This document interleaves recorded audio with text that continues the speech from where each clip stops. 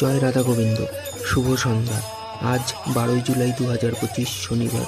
পশ্চিম কুটিয়ারি Naskarpara road, Kolkata 41 অবস্থিত শ্রী যোগেশ চন্দ্র দাস ও শ্রীমতী পুতুল রানী দাসের নিবাসে সন্ধ্যে 6:30 হইতে আয়োজিত হয়েছে এক হরিবাসর। ভিডিওর এই অংশে উপভোগ করুন এক মধুর শ্রীকৃষ্ণ ভজন।